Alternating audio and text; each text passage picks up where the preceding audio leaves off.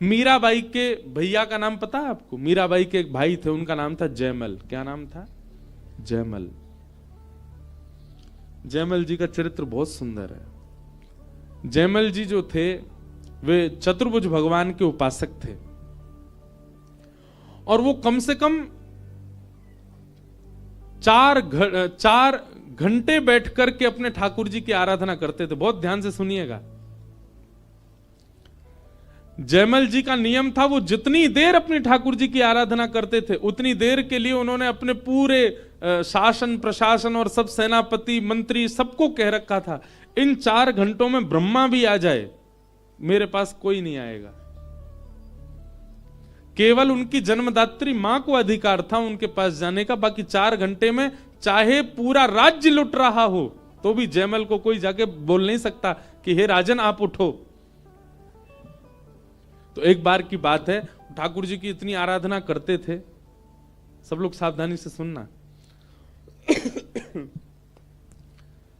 एक उनके दुश्मन राजा थे, उनको ये बात पता चली कि दिन भर के ये 4 घंटे ऐसे हैं जिसमें जयमल भक्ति करता है, भजन करता है, और उस समय कोई भी जाकर के जयमल को उठा नहीं सकता।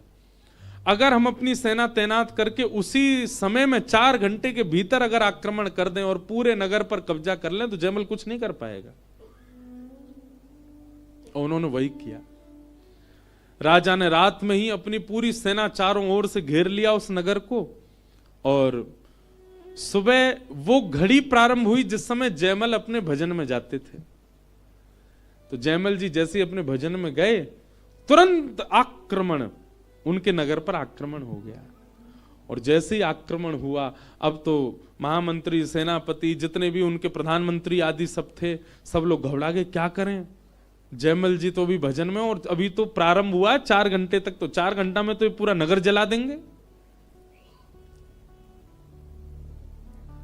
सब लोग राजमाता के पास गए। राजमाता से जाकर के कहा कि आप ही कुछ नहीं। बोले मैं भी जा तो सकती हूं, पर बीच भजन में विक्षेप मैं भी नहीं डाल सकती।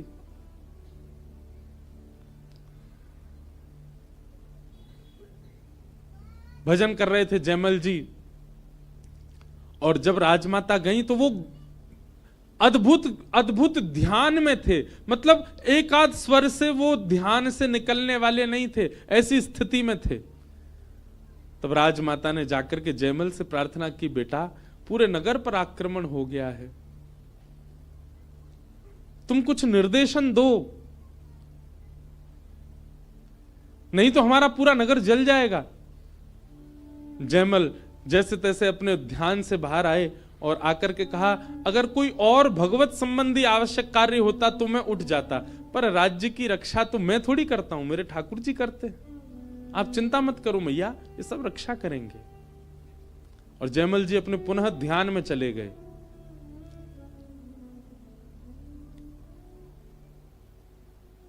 जयमल जी के इस अटूट विश्वास को ठाकुर जी ने देखा कि पूरा नगर घेर लिया है, आक्रमण हो गया है, और इसका विश्वास है कि मैं रक्षा करता हूं।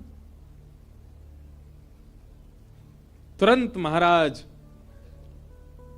भगवान चतुर्भुज भगवान ने 2 भुज रूप धारण किया, जयमल जी के भांति मुकुट धारण किया, कवच पहन लिया, बिल्कुल श्याम वर्ण के श्री ठाकुर जी एक धुरंधर राजा के रूप में प्रकट हो गए, और प्रकट होकर के तुरंत घुड़साल में गए, और जयमल का जो घोड़ा था उसी घोड़े पर बैठे, और बैठ करके ना जाने कैसे उस महल की अटारी पर ले गए, क्योंकि महल के द्वार बंद थे, सेना लगी थी नीचे कि बाहर की सेना भीतर ना आ जाए।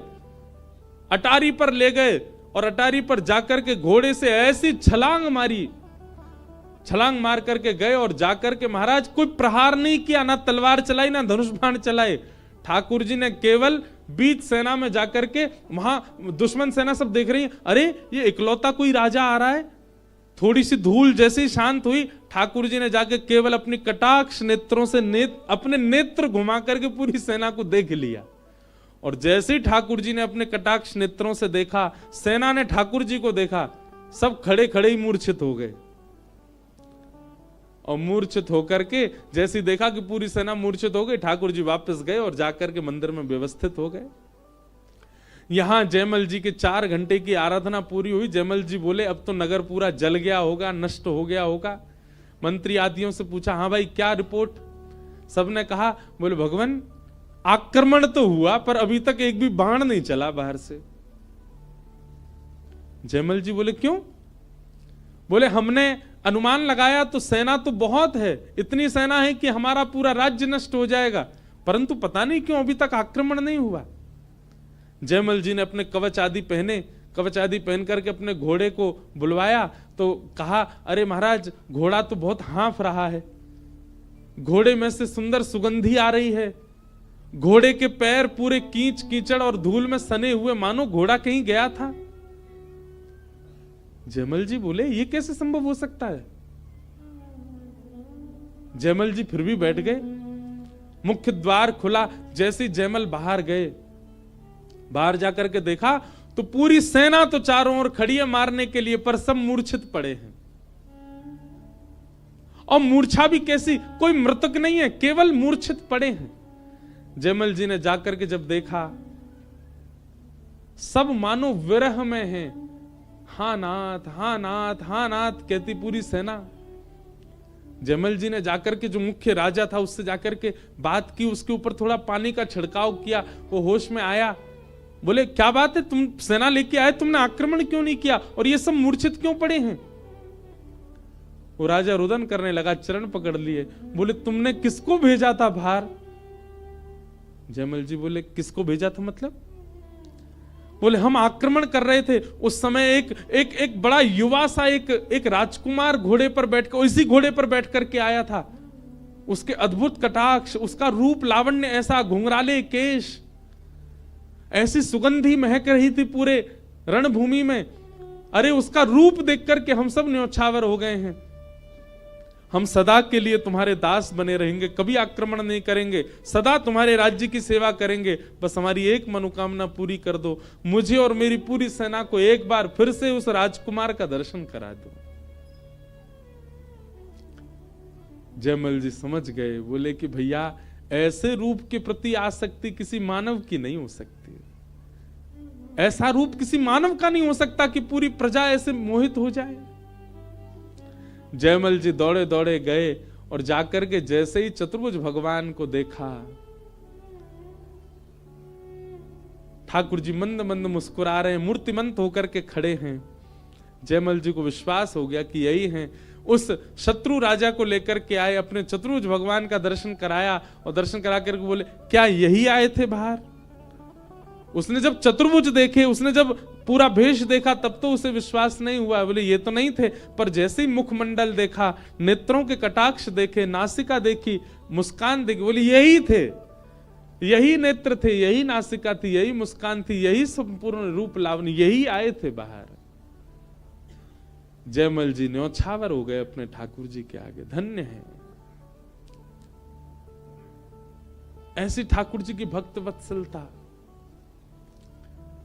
तो मुक्ति का मतलब होता है मृत्यु के पश्चात भगवान का दर्शन, भक्ति का मतलब होता है जीते जी भगवान का दर्शन, जीवित अवस्था में ठाकुर जी का अनुभव।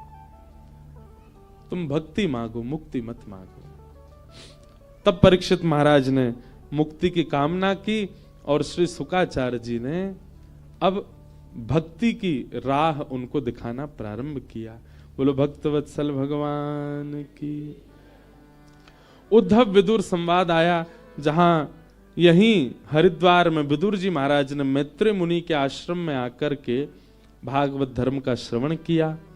कपिल देवूति संवाद में कपिल भगवान ने देवूति माता को अद्भुत ज्ञान उपदेश किया। देवभूति माता के अनेक प्रश्नों का उत्तर भगवान कपिल दे रहे हैं। ध्रुव चरित्र का भाव आया, जहां पर नन्हे से ध्रुव जी ने मधुवन में जाकर के भगवान के प्रत्यक्ष साक्षात्कार किए। उनकी पूरी परंपरा का वर्णन किया गया, जहां पर भगवान के पृथु अवतार का भाव भी सुनाया गया।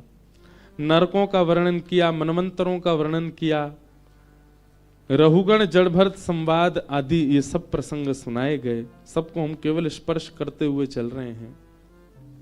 तत्पश्चात भगवान के एक परम भक्त हुए जिनका नाम है वृत्रासुर। वृत्रासुर का चरित्र सुनाया गया। लगभग बहुत वर्षों से मैंने वृत्रासुर का चरित्र कहा नहीं, आज थोड़ा इसका विस्तार करेंगे। बहुत ध्यान से सुनिएगा। ठाकुर जी का जन्मोत्सव अभी करेंगे हम लोग, पर उससे पहले के जो क्रम है उनको कर लें।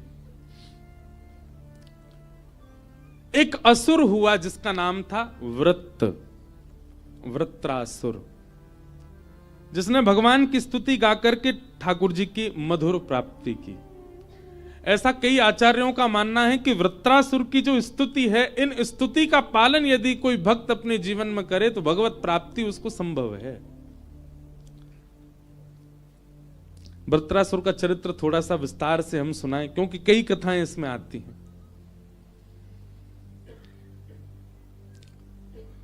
देवताओं के एक गुरु थे, उनका नाम था बृहस्पति। देवताओं के गुरु का नाम है बृहस्पति। बहुत ध्यान से सुनिएगा, बहुत अच्छी कथा है। तो एक बार की बात है कि देवता कुछ आयोजन कर रहे थे और उसमें सब लोग नाच रहे थे, गा रहे थे, उत्सव मना रहे। तभी बृहस्पति का आगमन हो गया स्वर्ग में। सब लोग इधर देखो, बहुत ध्यान से सुनो। इंद्र यानी कि देवताओं के राजा ने बृहस्पति को आते हुए देख लिया, और बृहस्पति को आते देख उनके मन में आया कि अब ये गुरुजी और आ गए यहां पे, अब हम लोगों को इनका सम्मान करना पड़ेगा, इनके लिए आसन लगाना पड़ेगा। नाच गा रहे थे, थोड़ा सभ्यता रखनी पड़ेगी।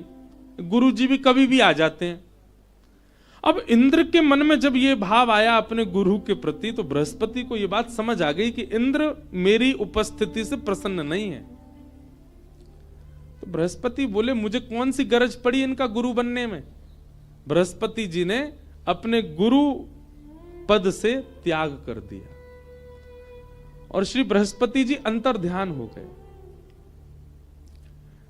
बंधुओं, एक बात बताएं आपको, ठाकुर जी के प्रति आपके मन में यदि कभी ऐसा भाव आ जाए, दुर्भाव आ जाए, वह आपको इतना दंडित नहीं कि ठाकुर जी दंडित करेंगे ही नहीं, पर यदि आचार्यों के प्रति, गुरुओं के प्रति, वैष्णवों के प्रति यदि आपके मन में दुर्भाव आ जाता है, ठाकुर जी कभी क्षमा करते नहीं फिर। इसलिए एक चीज का बहुत ध्यान रखा कीजिए कि आपसे कभी वैष्णव अपराध ना बने। भगवत अपराध बन जाए कोई दिक्कत नहीं। ठाकुर जी, कई लोग पूछते हैं, महाराज जी स्नान करते करते हमारे हाथ से फिसल गए, ठाकुर जी हमसे नाराज है? नहीं। कई माताओं के छोटे छोटे बालक होते हैं, वो नहाते नहाते गिर जाते हैं। हर माता का एक बालक कभी ना कभी तो बिस्तर से भी गिरा होगा, कभी हाथ से भी छूटा होगा। इसका मतलब ये थोड़ी बालक नाराज है। बालक उद्यम इतना मचाता है, गिर जाता है। तो ठाकुर जी अगर कभी हाथ से गिर जाएं, कभी कुछ, उसमें ठाकुर जी नाराज है ऐसी बात नहीं।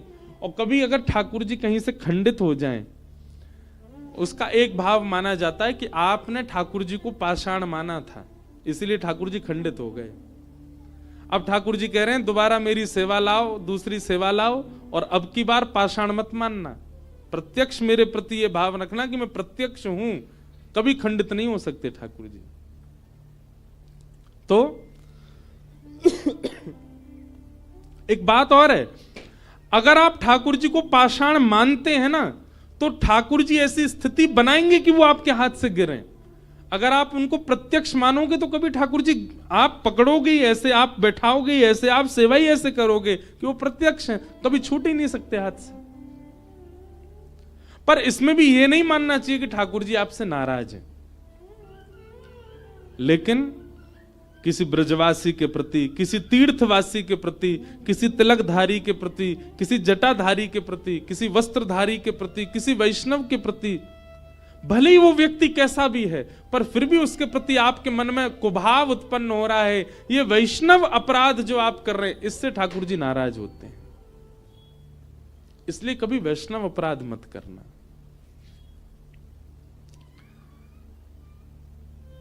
बृहस्पति अपने गुरु पदवी का त्याग कर देते हैं।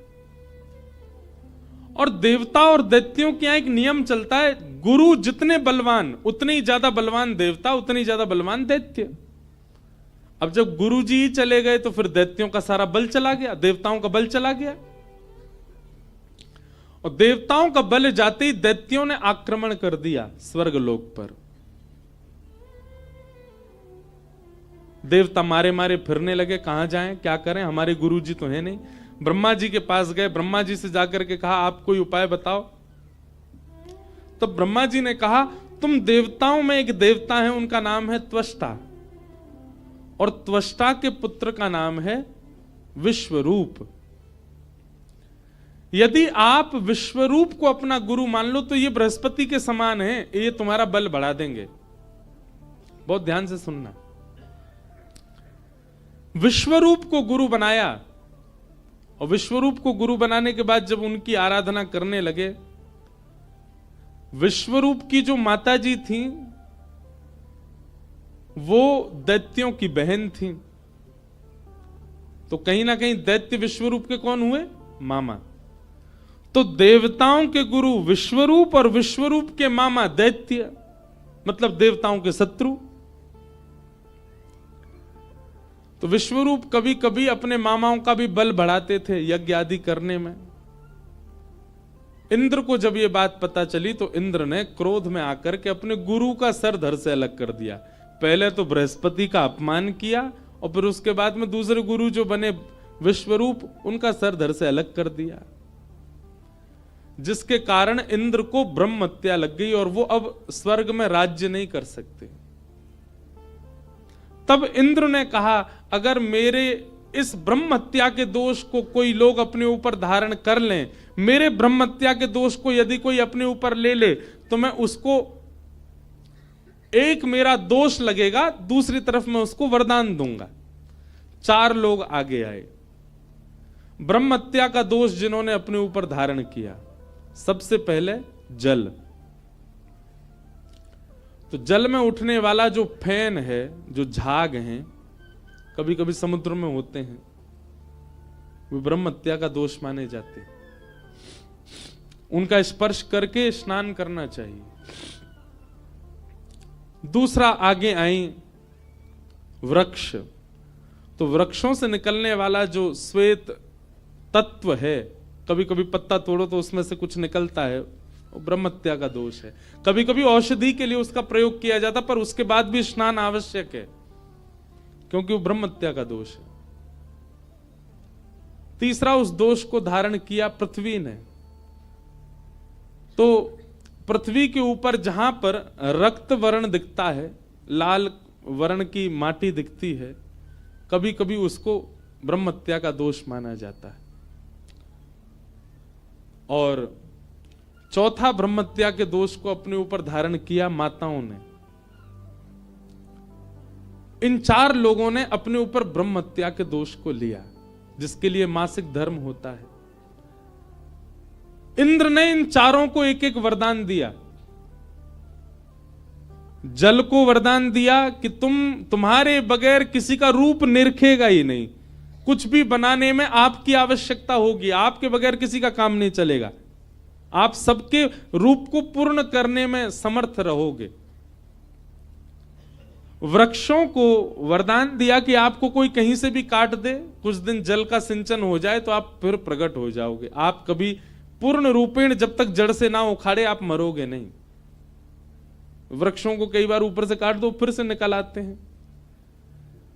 पृथ्वी को वरदान दिया कि आप में कोई कितना भी गड्ढा कर दे आप फिर भर जाओगे, अपने आप ही भर जाओगे, आप में गड्ढा रह नहीं सकता।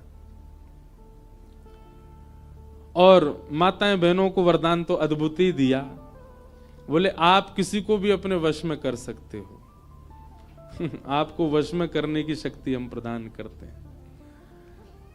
जब तक बालिका होती हैं तब तक पिता को वश में कर लेती हैं, पिताजी ये चाहिए वो चाहिए, ये खाना वो खाना सब। जब ब्याह हो जाता है तो पति वश में रहता, और जब पुत्र जन्म ले तो पुत्र वश में रहता है।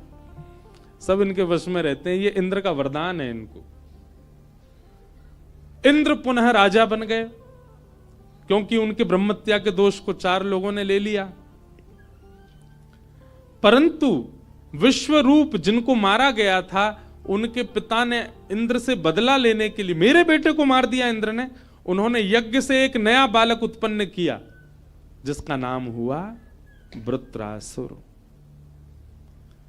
वृत्रासुर इतना भयानक राक्षस था कि देवता त्राहिमाम करके दौड़ने लगे उससे बचने के लिए। परंतु यज्ञ करते समय त्वष्टा से एक गलती हो गई, उन्होंने मंत्र का उच्चारण किया, उसमें अनुस्वार की गलती के कारण इंद्र का शत्रु बालक तो हुआ, इंद्र को मारने वाला नहीं, इंद्र से मरने वाला बालक हुआ। लेकिन वृत्रासुर इतना बलवान था कि उसके आगे कोई देवता टिक नहीं पाए। ब्रह्मा जी के पास गए, बोले क्या करें, ये तो हमको मार देगा, देवता सब खत्म हो जाएंगे। तब ब्रह्मा जी ने कहा एक ही उपाय है। बोले क्या? दधीच मुनि के पास जाओ और उनकी अस्थि यानी कि हड्डी, उनकी हड्डियों से वज्र बनेगा, उसी वज्र से मरेगा ये।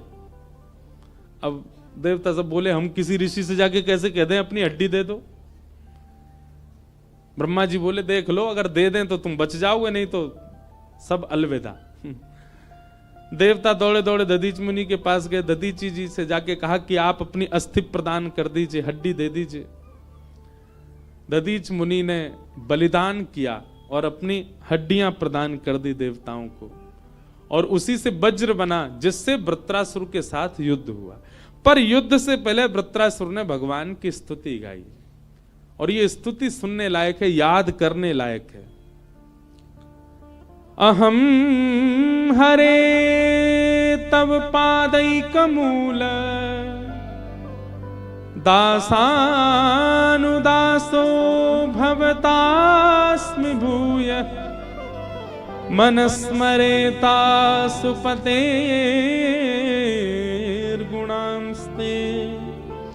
गृणीतवा कर्म करोतु काय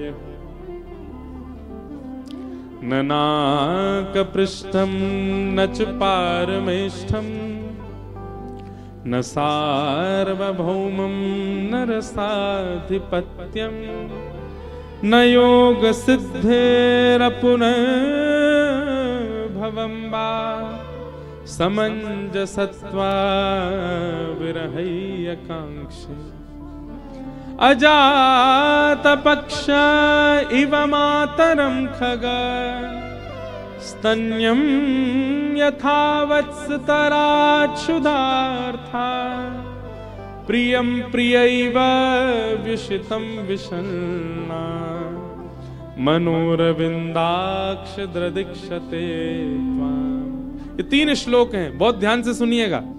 हम इन तीनों का व्याख्या करें, फिर सीधे कृष्ण जन्म की ओर चलेंगे।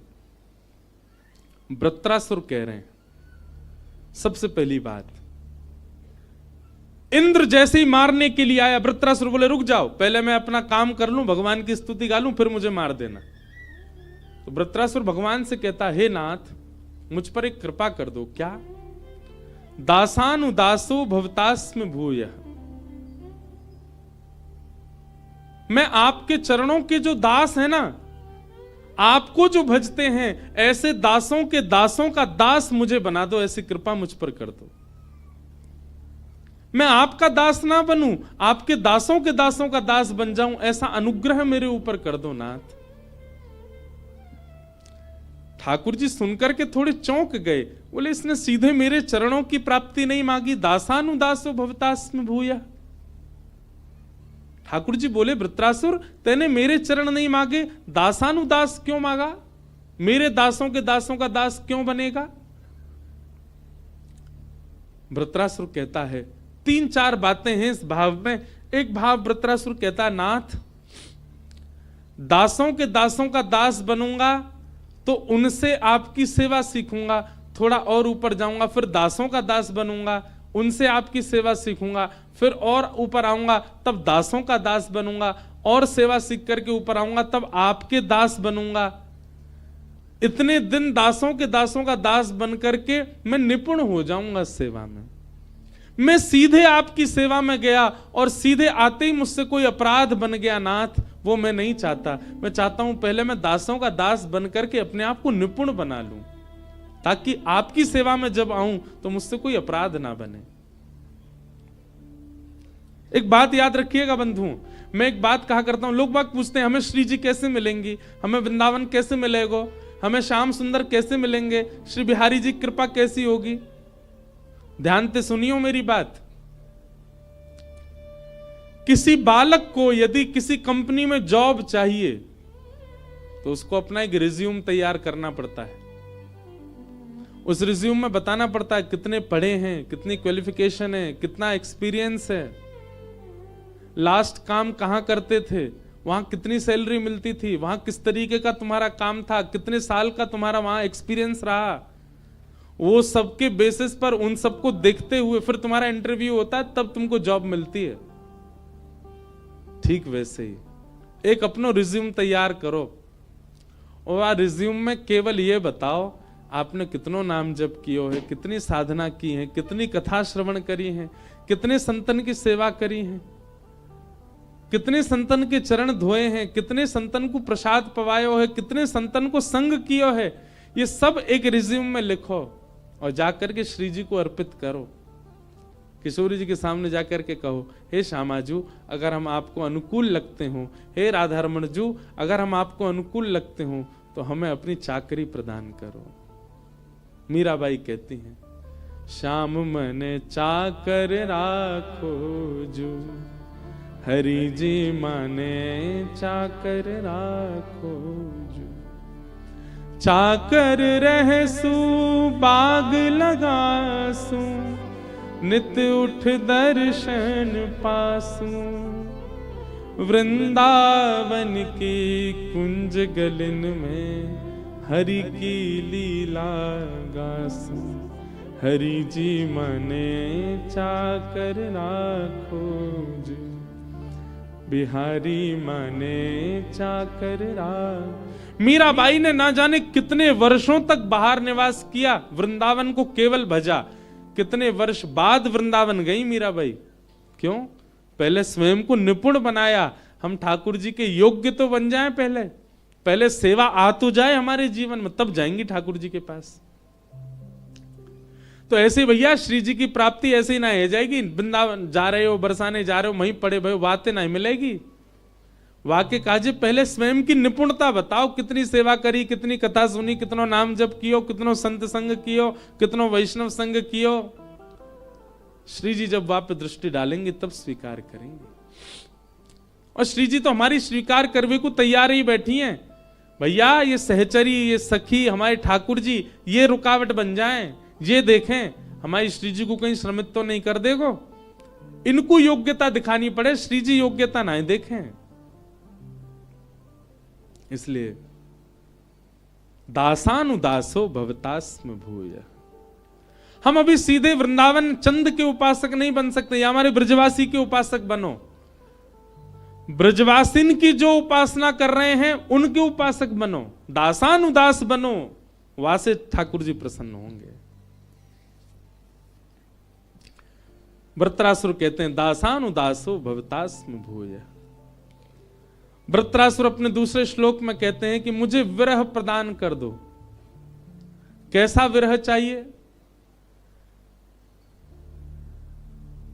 कैसी अद्भुत बात! कोई भगवान से विरह कैसे मांग सकता है? सब मिलन ही मांगते हैं, पर वृत्रासुर कह रहा है कि विरह ही एकांक्ष, मुझे विरह दे दो। मेरे पर ऐसी कृपा कर दो कि मैं आपकी याद में तड़पने लगूं, रोने लगूं, विलखने लगूं, व्याकुल रहूं। क्योंकि बंधुओं एक बात कहूं, व्याकुलता में विरह प्रेम शुद्ध होता है। क्षमा कीजिएगा, जो व्यक्ति कभी विरह में नहीं रहा, जिस व्यक्ति ने कभी व्याकुलता का अनुभव नहीं किया अपने जीवन में, उसका प्रेम शुद्ध नहीं हो पाएगा। विरह आवश्यक है।